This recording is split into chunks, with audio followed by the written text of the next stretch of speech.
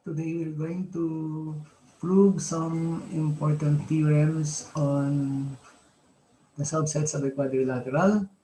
We will start with the rhombus. This theorem, each diagonal of a rhombus bisects two angles of the rhombus. It will be easier for us to be able to restate this in an if-then form so that you will be able to know what is given and what is to be proven. Okay, so how do we do that in if-then form? I can say if a quadrilateral is a rhombus, then each diagonal, each diagonal bisects two angles of the rhombus. Okay, if you have this rest statement, notice that the if portion is your given. So we have here, there is a rhombus, and the then portion will be what you're going to prove. Okay, that should be clear to us. I can restate this also as given quadrilateral ABCD is a rhombus. And what are you supposed to prove? That, let's say, if we have a rhombus here, we have a rhombus here, A, B, C, D, and we introduce this diagonal, we can say that AC bisects angle BAD and angle BCD. BAD and BCD. Similarly, I can have this diagonal BD, but we will do this first. Okay? So, to start, let's have the first column here to be your statements. And then we have here the reason. Okay, always and always you start with what is given. So we say that quadrilateral ABCD is a rhombus. Nothing to say there except that you are given this. And what is the implication of stating that quadrilateral ABCD is a rhombus? The definition of a rhombus says that all these sides are congruent. Okay? So I can now say that segment AB here is congruent to segment BC here, is congruent to segment CD here, is congruent to segment AD. And that's because of the definition of a rhombus. Now I can have this as triangle 1, and this is my triangle 2. I was able to have the triangles there because I introduced what? Segment AC. You're allowed to do this because of the line postulate. The line postulate says 2 points determine a line.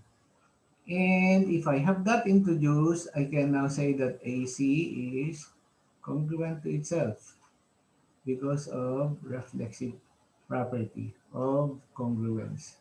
Reflexive property of congruence. So therefore, I have this congruent to self, and I can now have this triangle ABC is congruent to triangle CDA. But I want that arrangement. I want to have this arrangement. ABC, ABC. So I will have triangle ABC congruent to triangle ADC by SSS postulate. How did I have that? Uh, this is the first corresponding uh, side, AB and AD. The second corresponding side was BC, BC here, and uh, if I have this AB and AD, BC and DC, BC and DC. So this is BC and DC. And the third corresponding side is AC corresponds to AC. Then I can name this my angle A and angle B. A and B corresponds. And then C and D also they correspond. Okay, so I can say for number 6, angle A is congruent to angle B because of this congruence there, and also angle C is congruent to angle D. All of these are because of CPC-TC. If we have that, then I can now say that since this is congruent to this, and this is congruent to that, then I can say that segment AC bisected what? Uh, Bisects angle BAD and angle BCD. Okay, this is because of definition of bisect. When we use this definition, if this is bisected, that means this is congruent to this. If this angle here is bisected, then this is congruent to that. That's definition of bisect. Okay, now you can proceed to showing that this BD here will also bisect angle ABC and angle ADC. Okay, and then can you say that you have already had the proof done? Okay, so let's see what we did here. You're given this theorem, and to make it clearer, we restated this theorem in an if-then form. If each diagonal of a rhombus bisects two angles of the rhombus. So if we have a quadrilateral that is a rhombus, then its diagonal bisects two angles of the rhombus. Okay, so the if portion of the statement is what you're given. That will be what you're going to use. That's the only tool you're going to use. Then you want to prove that its diagonal bisects two angles of the rhombus. And we restated the theorem in this form. And the two-column proof was done. We have always started with the given and the implication of the given. The implication of the given is in number 2. And number 2 will give us two corresponding sides congruent already.